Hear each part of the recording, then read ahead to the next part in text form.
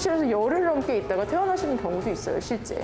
그러면서 또 응급환자 안 받을 수 있는, 응급환자는 또 다 받아야 되고, 그러니까 업무들이 계속해서 과중이 일어나는 부분이 생기는 거죠.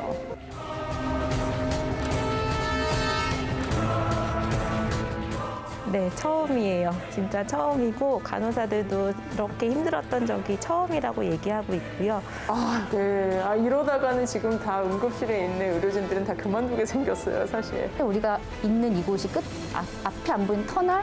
그래서 끝을 볼 수 없을 것 같아서 많이 지쳐 있는 상태이고요.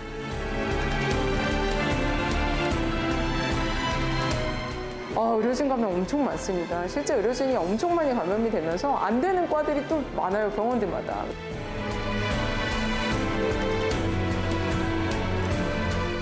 코로나 감염 때문에 직원들이 출근하지 못하면 10명 가까이 보고 10명 넘게도 보고 있는 현실입니다.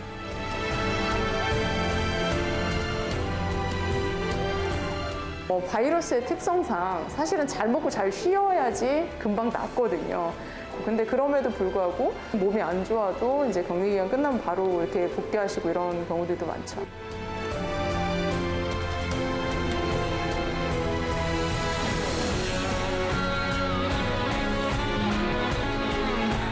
그래서 사실은 병원에서도 응급실에서도 환자나 보호자분들을 보면 머리끝까지 화가 나신 분들이 많아요. 그냥 화가 나 있어요. 근데 그런 부분들을 이해를 못하는 게 또 아니라서 이 상황 자체가 사실은 화가 날 수밖에 없는 상황이라서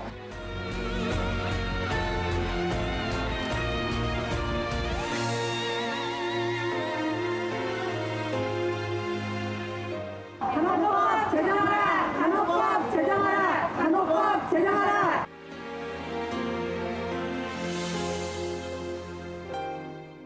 또 못 먹고 그 일할 만큼 굉장히 인력이 모자란 상황입니다. 한 명당 외국에서는 5명 내지 7명 정도의 환자를 담당하고 있는데 우리나라는 20명에서 한 50명까지도 담당하기 때문에 개인적으로는 화장실 갈 시간, 밥 먹을 시간이 없이 환자들을 돌볼 수밖에 없는 상황입니다.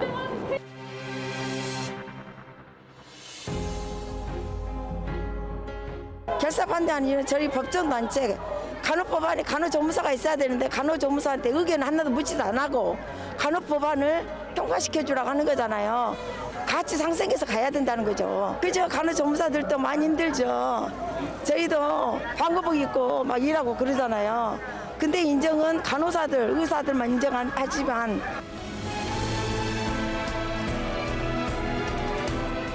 간호사가 모든 의료인과의 동등한 지위가 아닌 간호사만의 단독적인 지위를 위해서 만들어 달라고 요청하는 거기 때문에 저희는 결사 반대하고 있습니다.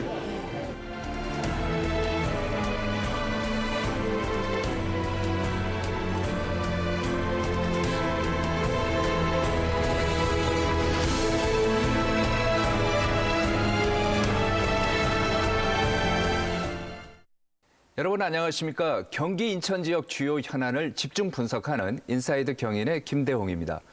오미크론 변이의 확산세가 좀처럼 수그러들지 않고 있습니다. 중증 환자 숫자와 병상 가동률이 올라가면서 의료진들은 이미 한계에 도달했다고 합니다. 이러다 의료 체계가 붕괴되는 것 아니냐는 우려까지 나오고 있습니다. 오늘 인사이드 경인에서는 코로나 방역 최전선에서 고생하시는 의료진들을 모시고 현재 병원 상황과 애로사항 등을 자세히 알아보겠습니다. 또 현재 보건의료업계의 뜨거운 감자라고 할 수 있죠. 간호법 제정에 대해서도 다양한 의견을 들어보겠습니다.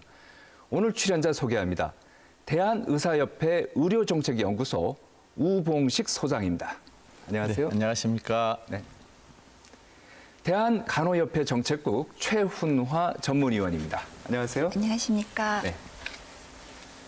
아주대학교 병원 코로나19 중증 환자 전담 치료 병상 조일지 파트장입니다. 네. 안녕하세요. 네, 안녕하세요. 자, 우 소장님, 코로나 팬데믹이 3년 차에 들어서는데 네. 현재 의료 현장 어떤가요?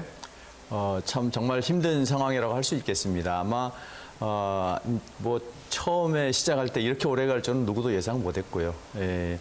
계속된 변이로 인해서 의료진도 뭐 지치고 힘들고 뭐 또 의료진뿐만 아니라 전 국민들이 너무 힘든 상황인 것 같습니다. 저희들이 국민들의 건강을 지키기 위해서 조금 힘들지만은 더 힘을 내서 최선을 다해야 될 때가 아닌가 그렇게 생각하고 있습니다. 현장은 정말로 많이 우왕좌왕이죠. 그러니까 코로나가 발생한 지 지금 3년 차에 접어들면서 오미크론 변이로 인해서 물론 중증도는 많이 낮아졌다고 볼 수 있지만 그럼에도 불구하고 밀려오는 환자들을 한정된 간호사나 의료진들이 다 감당을 해야 되기 때문에 거기에 대해서 굉장히 많은 혼선이 많이 있는 상황입니다. 자, 파트장님. 네. 파트장님은 지금 병원에 중증 환자들을 직접 치료하시고 네, 계시잖아요. 맞습니다. 네. 지금 현재 어떠세요? 제가 생각하기에는 지금 전쟁터를 방불할 만큼 굉장히 전쟁터. 어려운 네. 상황이라고 생각을 하는데요. 저는 2020년부터 초부터 응급선별진료소를 시작으로 해서 코로나19 환자하고 최접점에서 계속 일을 해왔는데요. 지금 현재는 그 의료 공백이 또 의료진의 확진으로 인해서 생기면서 그 나머지 인력들이 환자들을 돌보고 있는 실정입니다. 그래서 과도한 업무량과 의료진 소진이 어느 때보다 심각하고요. 실제로 간호사들이 방호복을 입고 들어가서 3-4시간 정도 있고 나오면 온몸이 땀으로 젖어서 샤워를 해야 되는 상황, 그리고 물도 못 먹고 일하는 상황이 다반사고요. 환자가 죽어가는 상황에서도 방호복을 입었으니까 눈물을 닦지도 못하고 이런 상황들이 있으니까 제가 관리자로서도 동료로서도 굉장히 안타까운 상황이 많이 발생을 하고 있는 것 같습니다. 그래서 지금이 마지막 고비긴 하지만 굉장히 상황이 엄중하고 심각한 상황이라고 생각을 합니다. 근데 이제 보면은 코로나가 3년 정도 되면은 네. 상황이 3년 정도 되면은 환자 선별이나 진료 시스템 이런 것도 어느 정도 맞춰져 있지 않나요?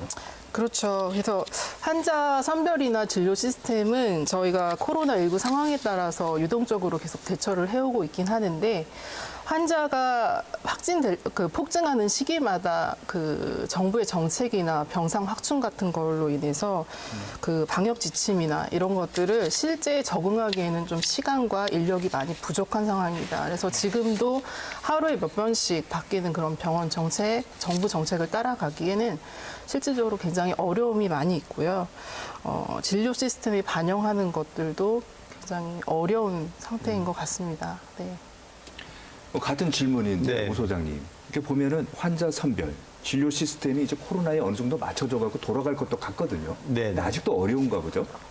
이게 기본적으로 이제 방역의 시간이 끝났습니다. 의료의 시간인 것이죠. 이제 이 코로나 팬데믹을 거의 끝나가는 그 나라들의 통계를 보니까요. 대략 전 인구의 한 20%에서 30% 정도가 확진자가 나와야지 끝납니다. 미국이 벌써 한 8천만 명 가까이가 확진이 됐거든요. 그렇죠. 미국 인구가 네. 3억 3천 명이니까 뭐 그 외에 뭐 이스라엘은 더 많습니다. 뭐 유럽 각 나라들이 30%대의 확진자가 이미 발생이 됐습니다. 사실은 이제부터 시작이에요. 이제부터 시작인데 지금부터가 의료의 시간입니다. 의료인들이 얼마나 정말 힘을 내서 대응해 주는가. 물론 다 힘들고 코로나를 지나오면서 한 지난 1월 7일자 기준으로 그 질병관리청에 그 보고된 의료인 감염 실태를 보니까요. 의사가 한 1,300, 한 400명 가까이 감염이 됐고요. 그다음에 간호사 선생님들이 한 4,500명. 사망자도 이제 한 15명이 발생했는데 그중에 10명이 의사입니다. 그러니까 의사가 발생 숫자는 이제 아무래도 의사 숫자가 적으니까 대개 이제 비율대로 발생이 되는데 사망자는 의사가 훨씬 많고요. 간호사 선생님이 이제 3분. 아무래도 이제 간호사분들은 좀 젊고 의사들이 나이가 좀 있고 그래서 그런 측면도 있지 않나 이렇게 생각하고 많은 그 어려움을 겪고 있는데 중요한 거는 그 가운데서도 OECD 인구 3천만 명 이상 되는 국가에서 치명률, 사망자 그 발생되고 사망한 그 비율이 우리나라가 가장 낮습니다. 정말 그 낮은 사망률을 지켜내는 일선에 저희 의사 그리고 간호사, 선생님들이 정말 열심히 일을 하고 있다. 그렇기 때문에 우리가 힘들어도 버틸 수 있는 그런 힘이 나는 것 같습니다. 네. 자, 그런데 보건복지부가 그 2021년도 의료 서비스 이 경험 조사를 했는데 의사들의 진료 태도나 진료 서비스 만족도가 네. 오히려 그 전에보다 더 낮아졌다. 그렇죠. 그럴 그렇게 수밖에 되는데 이것도 코로나와 연관이 있는 거죠. 그럼요. 그 코로나로 인해서 굉장히 의료가 번거로워졌습니다. 그러니까 과거에는 어떤 장벽이 없이 환자도 다 볼 수 있었고 네. 충분히 상담도 해야 되는데 일단은 마스크를 끼고 환자를 보니까 이 환자를 얼굴을 제대로 표정도 못 보고 대화도 참 마스크를 끼면은 이 대화도 원활치 않게 됩니다, 사실은. 그래서 그런 것들이 보이지 않는 마음의 장벽 그리고 소통의 장벽 이런 것들을 이제 일으키게 되는데 그로 인해서 그 환자들의 만족도도 떨어지게 될 것으로 보고 또 코로나 환자가 늘어나면서 그로 인한 진료의 적체가 생깁니다. 그래서 내가 평소에 보던 시간보다 더 적게 보게 되는데 그런 것도 많은 영향을 끼칠 것으로 보고 있습니다. 네. 자, 파 트장님. 그 의료 같은 조사를 보면은 의료 외래 진료죠. 외래 진료 감염에 대한 불안감은 오히려 더 높아졌다 하는데 그만큼 두려워하는가 보죠. 그 코로나19가 유행하는 시점에서도 외래 환자의 비율은 줄지 않고 있습니다. 네. 그러니까 저희 나라 같은 경우도 OECD 국가 중에 외래 진료 비율이 굉장히 높고요. 그리고 저희 병원만 하더라도 오히려 환자 수가 지금 늘고 있는 상황이거든요. 그럼에도 불구하고 코로나19를 포함한 감염관리 스크리닝은 더 엄격해지고 또 이에 대한 부수적인 업무도 늘어나다 보니까 이러한 뭐 불만이나 이런 것들이 굉장히 민원이나 이런 것들이 고스란히 저희에게 오는 상황이고요. 이런 것들이 또 간호사 몫으로 돌아오는 상황입니다. 근데 이제 저희 아까도 우 소장님이 말씀하셨듯이 저희 의료진이 막바지 힘을 내서 정말 최선을 다하고 있고요. 감염 관리나 환자 진료에 최선을 다하고 있기 때문에 각자 기본 방역 수칙을 잘 지키신다면 외래 진료를 그렇게 크게 불안해하실 필요는 없다고 생각을 합니다. 네. 구급차를 타고 가면은 바로 베드가 배정이 되는데 자기가 직접 자가용을 타고 가면은 접수하고 또 기다리고 이러다 보면 오히려 병이 더 악화될 수도 있다. 네. 이런 하소연을 한 분도 많아요. 실제로 그런가요? 실제로 좀 와전된 게 많이 있고요. 제가 실제 상황을 말씀드리면 이런 응급실 상황에서 이제 중증도가 높은 환자를 먼저 보기 위해서 저희가 트리아제라는 것을 합니다. 그게 중증도 분류에 따라 환자를 보는 건데요. 결국에 지금 코로나 상황에서는 공급보다는 수요가 너무 많다 보니까 이러한 문제가 빈번하게 발생을 하게 되는 것 같고요. 실제로 이런 문제를 해결하기 위해서는 환자에 대한 공유 그리고 실시간 병상에 대한 공유가 무엇보다 필요하다고 생각합니다. 공유요? 예. 그거 어떻게 하는 거죠? 그러니까 저희 병원 같은 경우에도 그 경기도에서 이런 주요 병원 있죠. 네. 저희가 이제 건역센터인데요. 그런 병원들끼리 환자에 대한 의사소통 그리고 병상에 대한 그런 정보를 같이 공유를 하고요. 그리고 119하고도 긴밀하게 의사소통을 해서 저희 병상 배정을 좀 원활하게 하려고 노력을 하고 있습니다. 근데 이제 지금 확진자가 하루에 10명 이상 발생하는 거는 뭐 거의 다반사고요. 경유병이나 이런 곳들도 다 확진자로 다 채워져 있기 때문에 실제로 저희가 소생실 병상을 오버베드를 하면서 확진자를 보고 있는 상황이고요.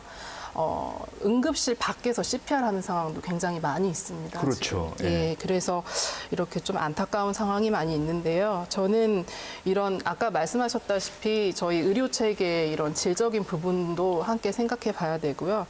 접점에 있는 이런 응급실이나 이런 의료 현장에서는 정말 숙련된 의료진들이 포진되어 있어야 된다는 생각도 들었습니다. 네. 자, 코로나 팬데믹 3년을 보면서 의료진들이 얼마나 지쳤는지 의사와 간호사분들 얘기를 들어봤는데요. 영상으로 한번 직접 만나보시겠습니다. 2019년 12월 27일 중국 후베이성 의사 장지센이 중국 보건당국에 새로운 코로나 바이러스 감염 가능성을 전했습니다. 나흘 뒤 중국은 세계보건기구 WHO에 우한에서 정체불명 폐렴이 발생했다고 보고했습니다. 2020년 1월 11일 중국에서 신종 코로나 바이러스로 첫 사망자가 발생했고 1월 20일 우리나라에서 처음으로 코로나 확진자가 나왔습니다. 그리고 3월 10일 현재 우리가 코로나와 사투를 벌인 지 벌써 781일째. 코로나 확산 초기만 해도 의료진들은 자진해서 코로나 병동 지원 업무에 나섰습니다. 16년차 간호사 김희진 씨도 빨리 이 상황을 끝내자는 마음에 위기 대응 중환자실에 합류했습니다. 저희 중환자실은 이제 원래 없었던 중환자실이 코로나가 팬데믹이 되면서 새로 만들어진 부서예요. 이제 여기저기 있는 중환자실 간호사들이 서로 자원을 해서 모였어요. 모여서 저희가 처음에 이제 화이팅을 외쳤을 때는 우리 이거 6개월 만에 해결하고 끝내고 안녕하고 끝내자. 이제 그게 그랬었는데. 그러나 코로나의 생존력은 강했습니다. 어느 병원을 가도 환자는 포화 상태. 지금은 사실은 환자가 너무 많아요. 그래서 격리실로도 포화 상태에 컨테이너까지 열어서 어떻게든 진료를 해보려고 하는데 수용을 다 할 수가 없는 상태죠. 코로나 환자들은 격리 치료를 해야 하고 다른 응급 환자들은 코로나에 감염되지 않도록 지켜야 하고 그런 가운데 또 새로운 환자가 들어옵니다. 접수는 물론 퇴원도 시켜야 합니다. 응급진료센터에서 근무하는 10년차 간호사 지선영 씨는 하루가 어떻게 가는지도 모릅니다. 갑자기 응급하게 CPR 환자가 들어온다든지 하면 또 그쪽으로 다시 가서 또 그 환자 처치를 하고 환자를 보는 명수는 20명이 넘어갈 수도 있죠. 응급실은 입퇴원이 상당히 많고 이제 또 입원을 보내기도 해야 되고 새로운 환자들을 다시 받고 이런 것들을 하다 보면 정말 시간이 어떻게 가는 줄 모르고 내가 물 한 모금 마실 수 없고 화장실 한번 비울 수 없이 그냥 쳇바퀴처럼 돌아가는 일을 계속 하게 되는 거죠. 진료 업무에만 집중해도 모자란 상황에서 의료진들은 감염병 신고와 환자 이송 등 다른 행정 업무도 봐야 합니다. 119에서는 계속 문의 전화가 오고요. 코로나 확진자가 나오면 빨리 이송을 또 전담병원으로 해야 되는 상황인데 행정적인 로딩이 사실 상당히 많아요. 감염병 신고를 하고 이제 또 보건소에 얘기를 해가지고 이제 그 병상을 전담해주는 사람과도 또 통화를 하고 또 보호자한테 이 상황을 또 설명을 해가지고 이 병원으로 왜 가야 하는지에 대해서도 또 설명을 하고 또 거기에 노출된 직원들을 또 어떻게 할 것인지 뭐 이런 것들에 대한 로딩이 엄청 큽니다. 계속 울리는 전화벨, 구급차를 타고 밀려드는 환자들, 아수라장을 방불케 하는 병원. 의료진들은 지칠 수밖에 없습니다. 내년이면 끝나겠지 했던 게 벌써 3년째 이어지고 있는 상황에서 많이 다들 지쳐서 막 내가 진짜 이제 떠날 때가 왔나 이제 이런 얘기들도 많이 하고 서로 뭐 의지하면서 같이 나아가고 있기는 한데 동료들과 의지하며 겨우 버텼는데 의료진 감염이 확산되면서 의지는 약해지고 회의감마저 밀려옵니다. 어떡하지? 우리가 나갈 곳이 있나? 약간 그렇게 회의감이 많이 들긴 할 것 같아요.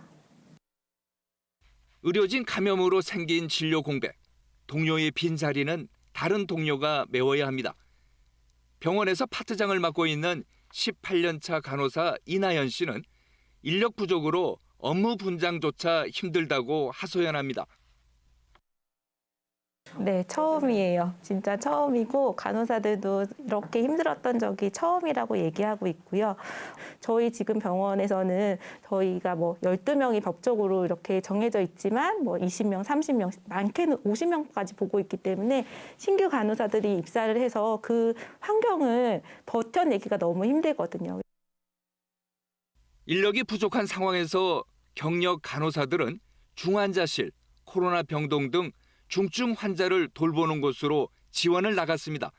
이러다 보니 신규 간호사를 교육시킬 경력 간호사가 없습니다. 인력 부족의 악순환이 계속되는 상황. 경력 간호사 수가 많이 부족한 거를 이번에 많이 더 느꼈고요. 신규 간호사도 저희가 일하는 데는 이제 처음부터 일을 잘할 수 없기 때문에 한계를 좀 느끼고 그다음에 그 신규 간호사를 같이 이제 돌보면서 같이 챙기면서 가야 되는 경력 간호사들은 더 저희 이제 번아웃이 되고 있는 상황입니다. 코로나 확진으로 격리된 의료진이라고 마음이 편할 리 없습니다. 충분한 휴식도 취하지 못하고 곧바로 의료 현장에 복귀해야 합니다. 최근에는 코로나 확진자 폭증으로 의료진 격리 기간이 단축되기도 했습니다. 바이러스의 특성상 사실은 잘 먹고 잘 쉬어야지 금방 낫거든요. 근데 그럼에도 불구하고 몸이 안 좋아도 이제 격리 기간 끝나면 바로 이렇게 복귀하시고 이런 경우들도 많죠. 업무로도 지치지만 하루 종일 방호복을 입고 마스크를 착용한 뒤 일해야 하는 것도 괴롭습니다. 굉장히 막 진짜 다들 막 참 우리 그 산소 공급이 안 되는 것 같아, 머리가 아파 막 이렇게 얘기하시는 분들도 계시고, 퇴근할 때 이 일을 언제까지 해야 되지라는 생각할 때 많죠. 병원에서는 하루 종일 가운을 뒤집어 쓰고 머리에도 이렇게 다 쓰고 보호장구를 계속하고서 환자를 보고, 심지어 막 이렇게 보호장구 오래 하고 있으면 막 귀도 아프고 엄청 힘들고 막 숨쉬기도 힘들거든요. 몸과 마음은 지치지만 환자와 가족들에게 표현할 수는 없습니다. 의료 가운을 입는 순간 의료인이라는 사명감을 갖기 때문입니다.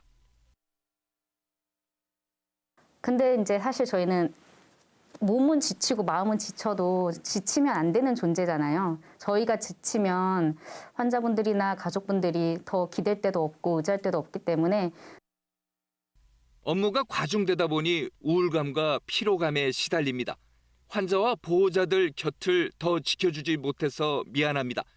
그래서 여느 때보다 의료진들의 팀플레이가 필요합니다. 당연히 간호사분들 많이 힘드시고요. 의사들도 힘들고요. 뭐 조무사들뿐만 아니라 방사선 하시는 분들도, 물리치료 하시는 분들도, 병원에 있는 모든 직업들이 사실은 다 어려움이 있어요. 다 항상 위험에 노출돼서 하셔야 되고, 지금 이런 상황이라면 더 화합을 하고. 네, 전문의원님. 그 환자들이 많아지면서 의료진이 지금 굉장히 지쳐 있는 상황인데 간호사분들 상황 어떻습니까? 현재 2021년 OECD 보건 통계를 봤을 때 OECD 평균 인구 1000명당 간호사 수는 OECD 평균 7.9명입니다. 그런데 우리나라는 4.2명에 불과합니다. 반면에 국민 의료 이용률, 굉장히 우리 국민이 많은 병원을 가는데 국민 1인당 평균 재원 일수를 봤을 때 OECD 평균 8일입니다. 그런데 우리나라는 18일로 2배 이상입니다. 그렇게 됐을 때 간호사의 업무 과중은 OECD 평균의 4배에 다르고 있습니다. 해서 간호사들 같은 경우에는 이러한 과도한 업무량이나 열악한 근무 환경 그리고 어떤 처우로 인해서 간호사가 임상 현장을 많이 떠나다 보니까 현재 면허 취득한 간호사 대비 임상의 활동 간호사 수가 51.9%에 불과합니다. 그리고 간호사의 평균 재원 일수를 혹시 아십니까? 7년 8개월입니다. 해서 아직도 간호사들은 그렇게 어렵게 4년을 공부하고 그리고 현장에 나왔지만 오래 전문가로서 오래 근무를 하지 못하고 7년 8개월이라는 짧은 근속 연수로 간호사들의 경력 단절이 되고 있는 상황입니다. 이직률도 높다고 들었는데. 네, 이직률도 굉장히 높습니다. 사실 봤을 때 신규 간호사의 사직률이 2013년 29%였는데 현재 2019년 44.5% 그리고 코로나19로 인해서 더욱더 지금 계속 증가하고 있는 상황입니다. 이렇게 1년도 안 된 신규 간호사의 사직률이 거의 지금 한 45%에 임박하고 있고 경력 간호사도 역시 3에서 5년 차 일과 가정의 양립이 어려운 그런 이유로 인해서 경력 단절도 심각한 상황입니다. 파 투장님, 네. 지금 경력 단절 얘기도 하셨고 이직률도 높다 네. 이런 얘기를 했는데 이직률 높으면은 이 간호사님들 어디로 가는 거예요? 근데 제가 이제 현장에서 간호사들을 면담을 해보면요. 3교대가 굉장히 힘들다. 그래서 3교대요. 다른 병원으로 가는 일은 거의 없고요. 공공의료기관이나 아니면은 그 상근 근무를 할 수 있는 그런 곳으로 많이 가고 있습니다. 그러니까 공공정부기관, 학교 이런 곳으로 많이 가고 있고요. 이런 것들이 문제가 되는 게 아까 말씀하셨다시피 임상 간호사들의 숙련된 간호사들이 필요하고 이런 간호사들이 있어야 환자들이 질적 간호를 제공을 받는데 그런 기회가 많이 줄어드는 것 같아서 저는 현장에서 굉장히 안타깝고요. 그렇죠. 지금 코로나19로 인해서 간호사들이 더욱더 사직을 많이 하고 힘들어하고 있어서 이런 것들이 좀 빨리 해결이 돼야 된다고 생각을 합니다. 경력이 뭐 3년에서 4년, 중간, 허리다 이런 얘기도 많이 하지 않습니까? 그렇죠. 이분들이 많이 이직을 또 하시고 그러는 것 같더라고요. 실질적으로 이런 사람들이 더욱더 이직을 많이 하고 있고요. 이분들이 못 버티는 이유 중 하나가 이제 신규 간호사 아까 그 사직률이 굉장히 높다고 하지 않으셨습니까? 그래서 한 45% 이상 되는 그 신규 간호사들이 경력 간호사가 부재가 하면 이 사람들로 채워지게 됩니다. 결국에는 악순환이 되면서 굉장히 네. 힘든 상황이 반복이 되는 것 같습니다. 네. 자, 전문위원님. 그 업무 특성상 뭐 다르긴 하겠지만은 간호사 평균 1인당 환자 몇 명 정도 보는 게 적당하다고 보십니까? 네, 간호사 한 명이 담당해야 되는 환자 수라는 건요, 의료기관 종별 그리고 그 환자 뭐 특성별 그리고 간호의 필요도에 따라서 적정 간호를 제공할 수 있는 적정 인력 배치 기준입니다. 그런데 이렇게 어느 정도가 적정한가를 따지기 전에 현재 의료법상에 간호사의 적정 인력 배치 기준이 마련되어 있음에도 불구하고 많은 병원에서 거의 현재 제가 조사한 바로는 70% 이상 되는 병원에서 이를 미준수하고 있습니다.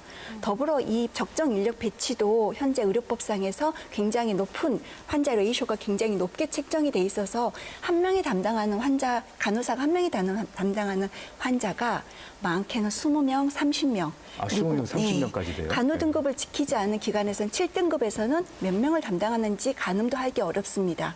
해서 간호협회는 현재 영국이나 미국, 일본, 호주 등 이러한 간호사, 국외 간호사 인력 배치 기준을 토대로 간호 단위의 근무조별 인력 배치 기준을 마련하고 있습니다. 해서 3차 의료기관 기준으로 했을 때 일반 병동의 병실 가동률이 95%라고 가정을 했을 때 근무조별 간호사 1인당 담당 환자 수는 최소 1대4 또는 최대 1대6으로 저희가 보고 있고요. 그리고 중환자실은 1대2, 그리고 응급실 같은 경우에는 외상병상은 1대1, 그리고 응급실 병상은 1대4로 저희가 산출하고 있습니다. 자, 코로나로 의료계 인력 부족, 처우 개선 등의 문제가 불거지면서 간호법 제정도 이슈가 되고 있습니다. 이와 관련해서 국회 앞에서 찬반 시위가 열리고 있었는데요. 그 현장으로 가봤습니다. 간호법 제정하라! 간호법 제정하라! 간호법 제정하라! 간호법 제정하라!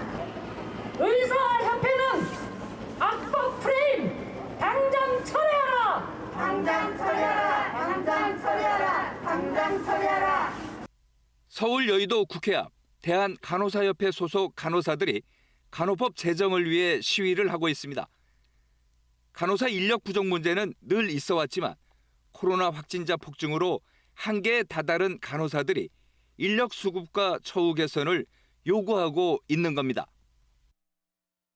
우리나라는 20명에서 한 50명까지도 담당하기 때문에 개인적으로는 화장실 갈 시간, 밥 먹을 시간이 없이 환자들을 돌볼 수밖에 없는 상황입니다.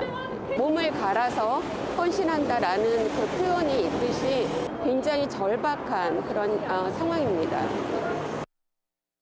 우리나라 간호사의 이직률은 14.5%로 전체 산업 이직률 5.2%보다 높습니다. 간호사 이직의 가장 큰 원인은 과중한 업무 부담이 높다 보니 조기에 그만두는 신규 간호사가 많습니다. 경력 간호사가 부족한 이유입니다. 대부분 신규 간호사들이 1년 안에 그만두는 사직률이 거의 40%에서 50% 가까이 되고 있습니다. 그래서 중환자를 볼 수 있는 경력 간호사가 많이 생길 수가 없는 지금 현실이고요. 그래서 지금 신규 간호사가 이제 간두면 신규 간호사로 또 채워지고 그 신규 간호사를 계속 트레이닝하는 경력 간호사는 계속 번아웃이 될 수밖에 없고요. 열악한 처우 개선 그리고 인력 충원과 함께 간호사들이 요구하는 것은 간호사들의 명확한 업무 규정. 대부분의 업무가 의사의 지도하에서 이루어져야 된다고 하긴 하는데 의료 현장에서는 급하게 즉각적으로 센스를 발휘해서 해줘야 되는 업무들이 많이 있는데 환자가 안 좋아할 때 즉각적으로 센스로 발휘해서 내가 무언가를 환자를 위해서 도움을 줬는데 그게 결국에는 간호사가 하면 안 되는 일이었다, 불법이었다 이런 일들이 왕왕 있어요. 이제 그런 것들에 대해서 서로가 우리도 그러니까 보호를 받고 우리가 법적으로 이게 내가 해도 되는 업무인지 명확하게 좀 규정이 되었으면 좋겠고요. 간호법 제정을 요구하는 간호사들의 시위 현장에는 간호법 제정을 반대하는 단체도 있습니다. 대한의사협회와 간호조무사협회에서는 1인 시위를 이어가고 있습니다. 이들이 간호법 제정을 반대하고 나선 이유는 무엇일까요? 간호법안에 간호조무사가 있어야 되는데 간호조무사한테 의견 하나도 묻지도 안 하고 간호법안을 통과시켜 주라고 하는 거잖아요. 그래서 저희는 간호조무사이기 때문에 같이 간호 인력이기 때문에 같이 상생해서 가야 된다는 거죠. 간호사들은 간호법이 간호사만을 위한 법이 아니다는 주장이지만 일부에서는 특정 직역 이익만을 위한 법이라고 얘기합니다. 대한의사협회에서도 간호법이 의료법보다 우선 적용하도록 돼 있다며 우려하고 있습니다. 의료인 관련된 전체 법안에서 간호법만을 따로 간호사들을 위한 법안만 따로 만들어 달라는 거거든요. 이것은 사실은 간호사가 모든 의료인과의 동등한 지위가 아닌 간호사만의 단독적인 지위를 위해서 만들어 달라고 요청하는 거기 때문에 저희는 결사 반대하고 있습니다. 열악한 업무 환경과 처우 개선, 인력 수급에 대해서는 의료진 모두가 공감하고 있지만 역할과 업무 범위 등에 대해서는 이견이 많은 상황입니다. 자, 전문위원님. 네. 간호법, 이거 처음 듣는 시청자분도 많으실 텐데 네. 내용이 어떤 거죠?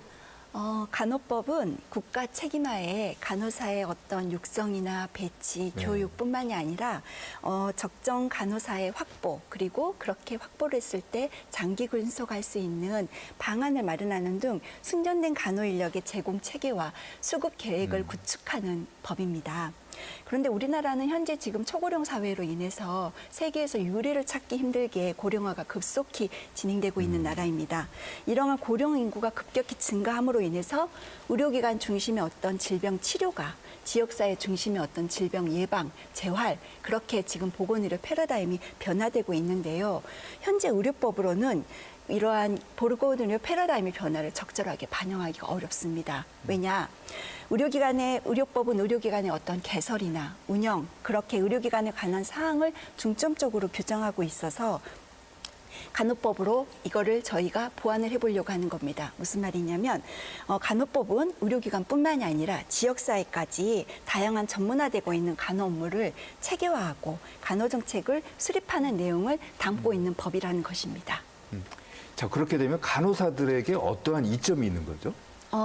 방금 말씀드린 것처럼 간호법은 어떤 간호의 전문화, 그리고 환자 안전을 위해서 환자당 간호사 적정 배치, 그리고 적정 업무에 대한 기준을 마련하는 법임으로써 이렇게 간호법이 제정이 되면 간호사들이 적정 환자를 볼 수 있고 나에게 적정 업무를 함으로써 환자 간호 시 보람과 자긍심을 느낄 수 있다고 저는 생각합니다.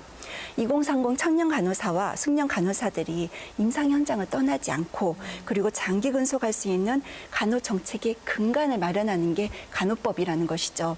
해서 간호법을 통해서 어떤 지역별, 종별, 어떤 불평등, 임금의 차별화 그런 게 차별 없이 언제 어디서나 간호사들이 자긍심을 가지고 일을 할 수 있기 위해서 간호법 제정을 간절히 원하고 있습니다. 우선은 근데 이제 의사협회나 이쪽에서는 반대하는 입장 아닙니까? 네네. 왜 반대하는 거죠? 국민 건강에 해가 끼치기 때문에 반대하는 것이죠. 해가 된다? 네네, 그렇습니다.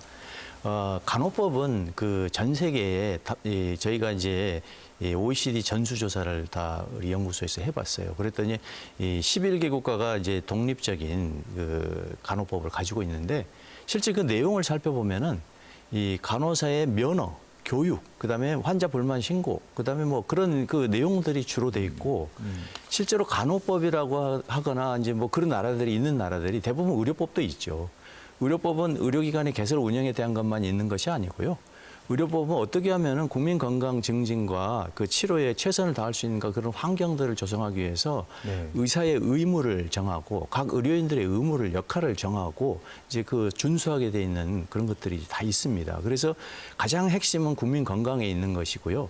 의사의 권리 그런 거 없습니다. 의료법에. 권리라는 것은 이제 국민 건강을 지키기 위해 필요한 것만 허용해주고 있고요. 권리를 위해서 법을 만든다 그러면 다 자기 직역법을 만들겠죠. 간호사뿐만 아니고 물리치료사는 물리치료사법 만들 것이고 방사선사는 방사선사법 만들 것이고 실제로 그렇게 해서 운영을 해보니까 효율적이지 않더라. 그래가지고 그 호주나 덴마크 같은 데는 과거에 독립간호법이 있었는데 이것을 바꿔가지고 통합 전문 직업법이라고 하는 그런, 그러니까 보건의료 직업을 통합해서 관리하는 것이죠. 지금 우 소장님께서 국민 건강에 해를 끼친다고 하셨고 그 예로 OECD 전수조사를 하셨다라고 말씀을 하셨는데요. 사실 대한간호협회 조사한 바로는 세계 96개국이 간호법을 가지고 있다라고 조사를 하였습니다. 특히 OECD 38개국 중 33개국이 지금 간호법을 가지고 있는데요. 간호사들의 교육 그리고 업무 범위, 특히 간호의 전문화에 대해서 많은 부분이 명시화되어 있는 것을 알 수 있었습니다. 일본도 그렇고 호주, 덴마크 같은 경우에는 현재는 그 2009년 간호법으로 각각의 직역별로 독립된 법이 있다가 현재는 모두 통합이 됐습니다. 통합이 왜 됐냐? 그 당시에 이제 보건의료, 그 나라의 보건의료의 어떤 환경을 좀 봐야 되는데요. 호주 같은 경우에는 그 직역이 굉장히 6개의 주별로 직역이 굉장히 이렇게 주별을 와다니면서 법을 위반하는 사례가 많아서 호주 국가 차원에서 관리하기 위해서 그들을 사실 규제하기 위해서 그 법을 통합을 하였고 각각의 직역의 위원회 권리 오서리티스를 강화시켜주기 위해서 법을 통합을 한 것이지 각각의 직역에 있는 법을 폐지시킨 것은 아닙니다. 뿐만이 아니라 EU 같은 경우에는 EU 가입국에 있어서는 EU 의회를 통과한 EU 로우를 통과한 EU 그 간호 지침이 있습니다. 그래서 EU 가입국은 각각의 간호법을 가지고 있음에도 불구하고 그 간호 지침을 따르도록 하고 있습니다. 자, 전문의원님. 근데 쟁점이 되고 있는 것 가운데 무면허 간호 업무 금지. 의사 쪽에서 볼 때는 의사가 간호하는 것도 금지시킨다. 이렇게도 이해를 하던데 실제 그런가요? 사실 간호법에 있는 무면허 간호 업무 금지 규정은 현행의료법 제27조 1항의 규정을 그대로 가져온 것입니다. 뭐 잘 아시겠지만 이렇게 무면허 의료행위 등 금지로서 의료인이 아니면 누구든지 의료행위를 할 수 없고 의료인도 면허된 것 이외에 의료행위를 할 수 없다가 현재 의료법 제27조 1항입니다. 즉 이러한 의료가 없는 자의 의료 행위를 금하면서 국민 건강을 보호하고자 하는 현행 의료법의 취지를 그대로 반영한 것이고 간호법에서는 간호사가 아닌 사람이 간호 업무를 할 수 없고 간호사도 면허된 것 이외에 간호 업무를 할 수 없도록 규정하는 것입니다. 그래서 본 조항이 어떤 뭐 시급한 상황에서 간호사가 없으면 아무것도 할 수 없다라는 이렇게 분절적 간호 행위로 해석을 해서 국민 건강에 위해가 된다라고 보고한 거는 허위라고 잘못된 오보라고 저는 생각을 합니다. 우 소장님은 어떻게 생각하십니까? 대단히 유감스럽지만은 잘못 이해하신 것 같아요. 의료인은 의사, 치과의사, 한의사, 간호사까지 포함이 됩니다. 조산사도 포함되지만요. 조산사는 간호사에서 나가는 거니까. 그래서 한정되는 그 의료인들에게만 의료행위를 허용해주고 있는데 무면허 간호행위를 처벌하려면요. 먼저 그 의료행위 가운데 의사행위와 간호사행위를 구분을 해야 되는 거죠. 그렇지 않으면 어떤 것이 무면허 간호행위인지를 알 수가 없잖아요. 그러면은 예를 들어서 수술을 하다가 막 열심히 의사가 수술을 했어요. 과거 같으면 수술하고 간호사가 없지만은 내가 끝까지 마무리해서 처리를 할 수가 있어요. 응급 환자가 왔어. 그런데 여기부터는 간호행위다 하면 그다음에는 이제 하지 못하는 거죠. 왜냐하면은 5년 이하의 징역이나 5천만 원 이하의 벌금이거든요. 그러면은 의사가 그 행위를 할 수 없게 되는 것이죠. 그러면은 그게 과연 국민 건강에 도움이 되겠느냐라는 것이고 그것이 개별법으로 있는 것이 과연 국민 건강에 좋냐 아니면은 통합해서 하는 것이 국민 건강에 좋냐는 각 그 나라마다의 제도와 문화의 차이가 많아서 이게 정답이라고 말하기 어려운 것이죠. 그래서 OECD 국가들도 어떤 나라는 간호법이 독립적으로 있고 어떤 나라는 뭐 이게 개별법으로 있고 어떤 나라는 통합해서 있고 뭐 이런 식으로 되어 있는 것이죠. 네. 자, 전문위원님. 지금 얘기를 들었는데 결국 이슈는 처우 개선인 것 같아요. 네. 근데 지금 보면은 보건의료 인력지원법 이런 게 있는데 이거 갖고는 처우 개선 안 됩니까? 네. 보건의료 인력지원법은 20개의 보건의료 인력 직종에 대해서 공통적인 규율 사항을 담아놓은 기본법입니다. 그래서 어떤 처우나 교육과 같은 그런 구체적인 사항이 규정되어야 되는 시행령이 현재 10개 조문이고요. 시행 규칙이 3개 조문에 전부입니다. 불과합니다. 그래서 이같이 기본법 성격의 보건의료 인력 지원법에 명시된 직종 중에서 특히 간호사는 그 20개 직종 중에서 유일하게 3교대의 근무 형태를 띠고 있습니다. 이처럼 근무지나 근무 형태나 업무 특성이나 기간 개설 여부 등 이 모두 다른 보건의료 인력 전체 직종을 아우르고 있는 이 보건의료 인력 지원법으로 이렇게 근무 특성이 3교대만의 특성을 띠고 있는 간호사들의 어떤 처우 개선을 이걸로 할 수 있다. 그랬다면 이미 의료법에서 지금 간호사가 의료법에 지금 5개 그렇죠. 의사, 간호사, 치과의사, 한의사, 조산사 들어가 있을 때 이미 처우 개선이 되어야 됐었고요. 그렇다면 간호사가 지난 몇 년 사이에 스스로 목숨을 끊는다든지 신규 간호사의 사직률이 거의 45%에 임박하는 이런 일이 일어나진 않았겠죠. 해서 저는 이렇게 보건의료 인력 지원법으로 표준화된 정책 추진은 현실적으로 어렵다라고 생각합니다. 의료 서비스를 받는 거는 결국 환자잖아요. 환자 입장에서 간호법 어떻게 생각하십니까? 최근 간호법 제정에 대해서 국민 인식 조사 결과 보도 자료가 나왔었습니다.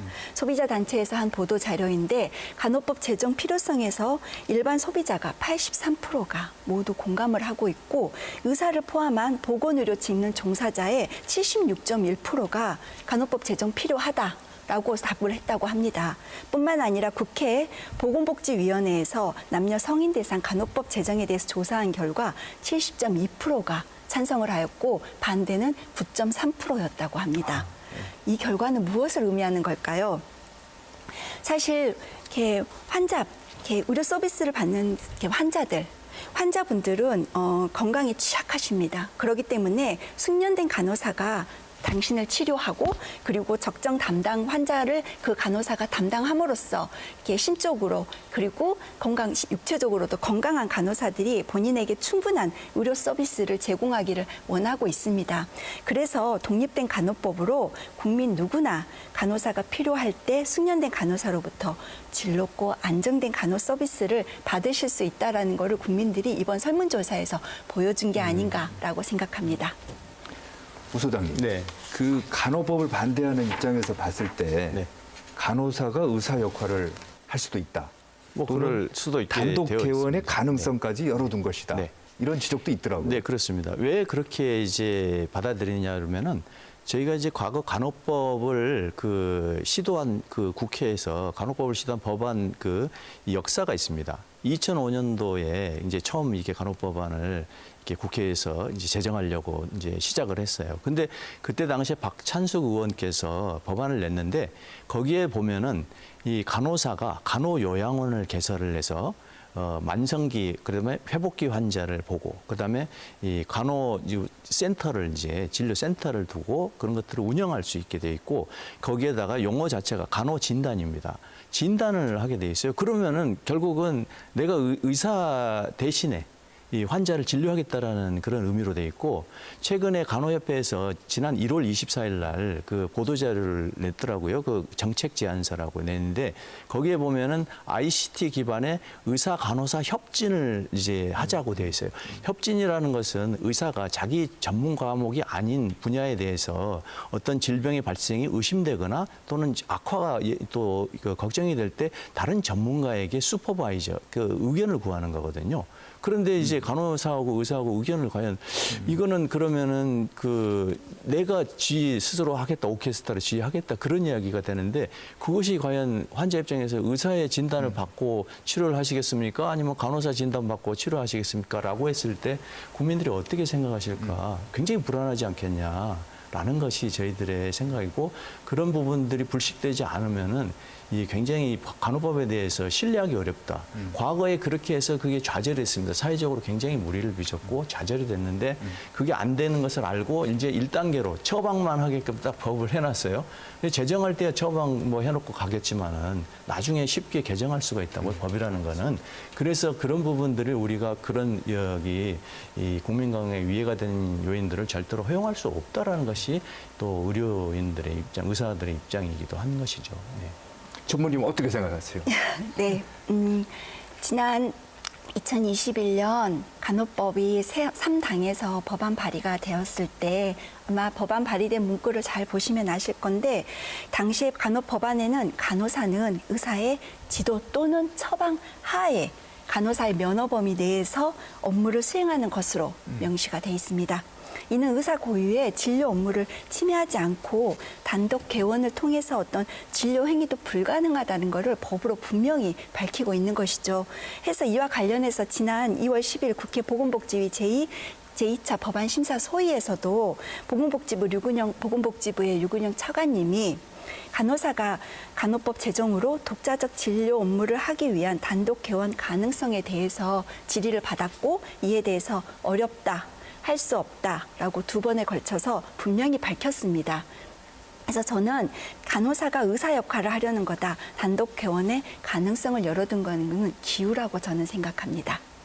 간호법에 대해서는 이제 의견이 팽팽히 갈려 있긴 합니다만은 의사나 간호사를 비롯해서 많은 의료진들이 한 팀 아니겠습니까? 결국은 환자들을 위해서 손을 맞춰야 될 것 같은데 마지막으로 한 말씀 하시죠. 네, 정말 코로나 힘든 시국입니다. 저희 병원에도 우리 직원들이 확진이 되고 그래서 의료 공백이 우려될 정도로 많은 숫자가 확진이 되고 있고 그걸 메꾸기 위해서 또 다른 누군가가 정말 힘을 내고 고생을 하고 있습니다. 이 시기를 우리가 같이 힘을 합쳐서 넘겨야지 되는데 이런 일로 정말 그렇게 돼서 서로 다투는 모습은 국민 여러분께 송구스럽고 그러지 않았으면 좋겠고요. 이것 끝나고 나서 좀 차분히 서로 또 의논하고 국민 건강을 위해서 무엇이 좋은 것인지 논의하는 그런 시간이 있었으면 좋겠고 코로나 팬데믹 이제 시작입니다. 사실은 정말 시작이고 앞으로 한 얼마나 많은 시간이 걸릴지는 누구도 예측 못 하는데요. 한두 달 정도를 대전문가들이 보고 있지만은 그 상황 같이 힘을 합쳐서 넘길 수 있도록 우리 간호사 선생님들 응원하고 싶고 정말 같이 힘을 내서 서로 협조해 줬으면 좋겠습니다. 감사합니다. 네, 전문의원님. 네. 맞습니다. 같은 의료 현장에서 환자 치료라는 공통된 목표를 가지고 있는 의료진들 간의 팀플레이, 팀협력책이 굉장히 중요합니다. 다만 이제 의료기관에 대해서 제공하는 의료 서비스 협업이나 연계 같은 이런 게 있었을 때 저는 이 말씀을 꼭 드리고 싶습니다. 지직위진간이라고 있습니다. 잘 아시겠지만 의사, 간호사 그리고 약사, 보건의료 진종 간의 어떤 협업을 이룰 때 환자 치료, 환자 안전 목표를 달성하는 데 있어서 이게 가장 국민건강권 보호가 국민 첫걸음이라고 생각을 하신다면 대한의사협회에서는 의사와 간호사의 관계를 어떤 진료의 보조로만 국한하지 말고 같은 동료로서 협업자로서 그리고 그렇게 인식해서 환자 진료에 필요한 업무를 같이 할 수 있도록 독립된 간호법이 꼭 제정되도록 협조를 부탁드립니다. 감사합니다. 지금 말씀하셨다시피 간호 업무에 대한 환경 그리고 이런 시스템에 대한 개선이 꼭 필요하다. 이런 것을 개선하기 위해서는 간호법 제정이 꼭 돼야 된다라고 생각을 하고요. 이런 게 결국에는 환자들에 대한 그런 안전과 직결이 돼 있는 거기 때문에 저희 의료진들 특히 의사와 간호사는 협업 관계를 해야 되지 않습니까? 그래서 이 법이 제정될 수 있도록 많이 도와주셨으면 좋겠습니다. 네. 오늘 출연해 주신 세 분께 감사드립니다. 네, 감사합니다. 네, 기나긴 코로나19의 터널이 쉽게 끝날 것 같지는 않아 보입니다. 하지만 그 힘든 고비마다 의료진들의 헌신과 희생이 있었기에 우리 국민들이 안심하고 생활할 수 있었습니다. 간호법을 둘러싼 보건의료업계의 갈등도 자신의 입장보다는 어떤 것이 국민의 건강을 위해 바람직한지 진지하게 생각해 봐야 할 것 같습니다. 오늘 인사이드 경위는 여기까지입니다. 함께 시청해 주신 여러분 감사합니다.